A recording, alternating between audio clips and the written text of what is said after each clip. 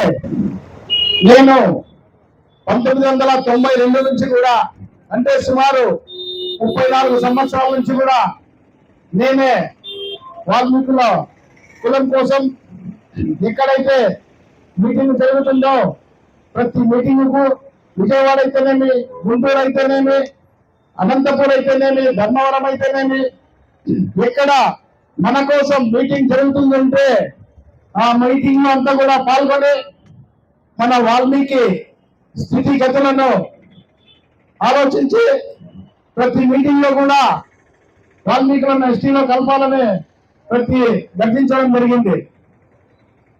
ఎందుకంటే నేను ఒకటే తెలియజేస్తున్నా, ఈ అధికార పార్టీ నాయకులకు, ఇంతకుముందు పరిపాలించిన నాయకులకు కూడా ఒకటే తెలియజేస్తున్నా,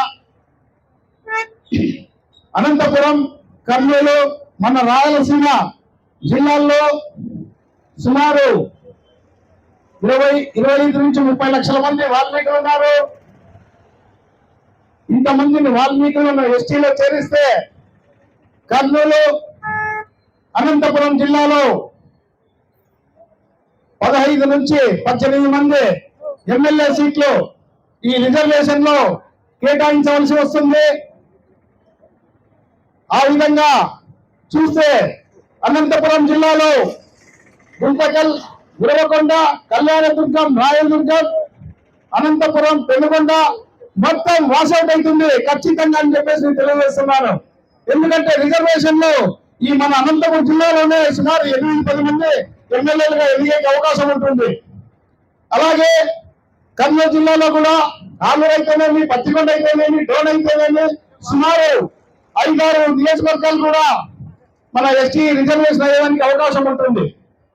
మరి దీన్ని దృష్టిలో ఉంచుకొని మనల్ని పాలిస్తున్నటువంటి ఈ రెడ్డి, కమ్మ నాయకులు ఎటువంటి పరిస్థితుల్లో వీళ్ళని ఎస్టీలో చేరిస్తే మనకు మనుగడ లేదు, వీళ్ళని ఎస్టీలో కలపకుండా అనంతపురం జిల్లాలో ఒకటి, కర్నూలు జిల్లాలో ఒకటి, ఒక రెండో కూడా పాలిస్తే మన కాళ్ళ దగ్గర పడి ఉంటారు కదా అనే ఉద్దేశంతోనే మనల్ని కేవలం రాజకీయ కక్షతోనే ఎస్టీలో చేర్చకుండా పోతున్నారని చెప్పేసి నేను ఈ సభాముఖంగా గంటాపదంగా చెప్పుతున్నాను. ఎందుకంటే వాళ్ళు మనల్ని ఎస్టీలో చేరిస్తే ప్రస్తుతం ఉన్నటువంటి తెలుగుదేశం పార్టీ అయితేనే స్టేట్ లో మీరే ఉన్నారు, సెంట్రల్ లో మీరే ఉన్నారు, మీ గవర్నమెంట్ ఉంది. 2017 సంవత్సరంలో చల్లప్ప కమిటీ వేశాం, అయిపోయింది, తొందరలోనే మిమ్మల్ని ఎస్టీలో కలుపుతామని చెప్పేసి ఎన్నో మాయ మాటలు కూడా చెప్పడం జరిగింది. మరి మీరు ఎందుకు నిర్లక్ష్యం వహిస్తున్నారు? నేను మిమ్మల్ని అందరినీ కూడా ఒకటి అడుగుతున్నా. ఎందుకంటే మన కులం పేరుతో, మన బోయవారి ఓట్లతో గెలిచినటువంటి మన నాయకులు కూడా ఈ నిరాహార దీక్షకు మద్దతు ఇస్తూ ప్రతి మండల్ హెడ్ క్వార్టర్ లో కూడా మన వాల్మీకి సోదరులు కొంతమందిని ప్రిపేర్ చేసి నిరాహార దీక్షలు కూర్చోబెట్టి ఈ క్లిప్పింగ్స్ అన్ని కూడా పాలకవర్గం చంద్రబాబు నాయుడు చేతికి చూపిస్తే కూడా మీరు ఆ రోజైతే ఎన్నికల మేనిఫెస్టోలో దీన్ని పెట్టారు. ఎలక్షన్ లో వచ్చినప్పుడు కూడా మిమ్మల్ని ఎస్టీలో చేరుస్తామని చెప్పేసి ప్రతి నియోజకవర్గంలో చెప్పడం జరిగింది.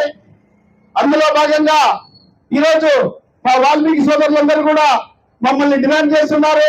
మీరు చూడండి, ప్రతి మండలంలో, ప్రతి నియోజకవర్గంలో ఎలా మా వాల్మీకి సోదరులు మమ్మల్ని నిర్బంధం చేస్తున్నారు, ఒక్కసారి ఆలోచించండి అని చెప్పేసి ఈ క్లిప్పింగ్స్ అన్ని కూడా వారి ముందర పెడితే కూడా కొంతవరకైనా కూడా ప్రయోజనం ఉంటుంది.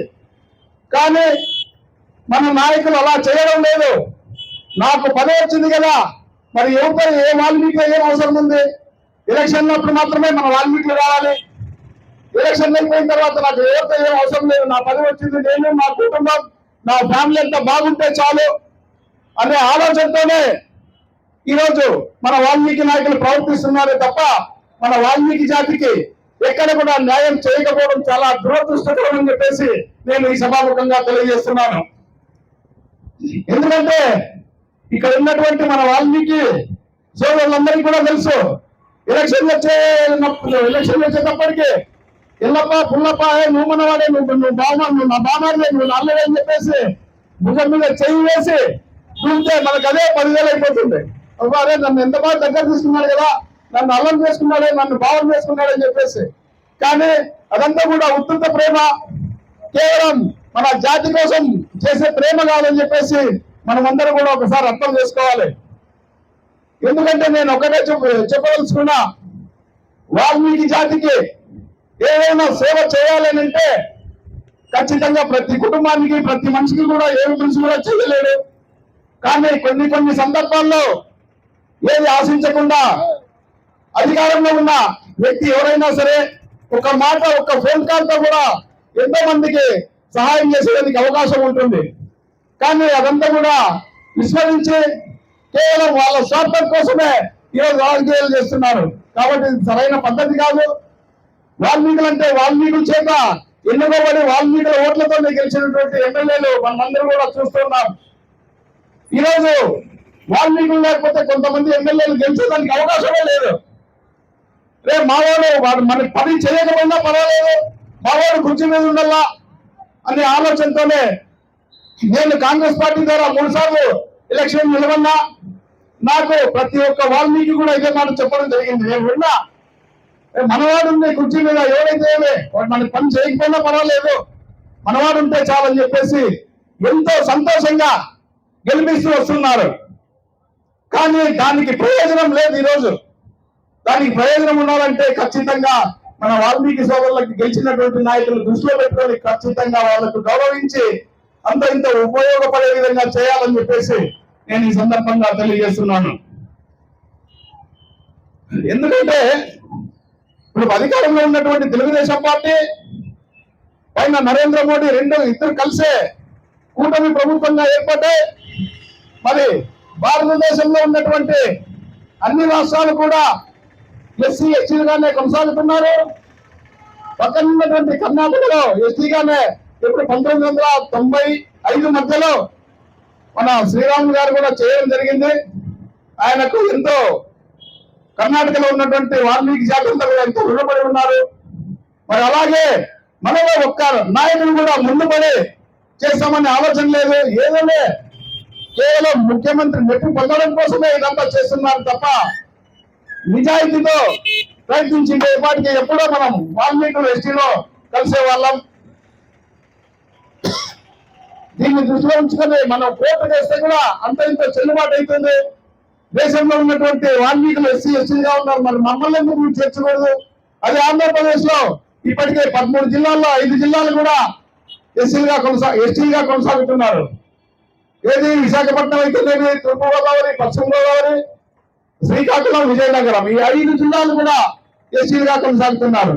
మరి మిగిలిన ఈ 8 జిల్లాలు మాత్రం మనం బీసీలుగా కొనసాగుతున్నాం. కాబట్టి దీనంతటికి కూడా ఫుల్ స్టాప్ పెట్టాలి అంటే మన వాల్మీకుల చేత ఓటు వేయించుకొని గెలిచినటువంటి నాయకులు ముందుండి వాళ్ళు ప్రయత్నిస్తే తప్ప ఇది జరగదని చెప్పేసి నేను ఖచ్చితంగా తెలియజేస్తున్నాను.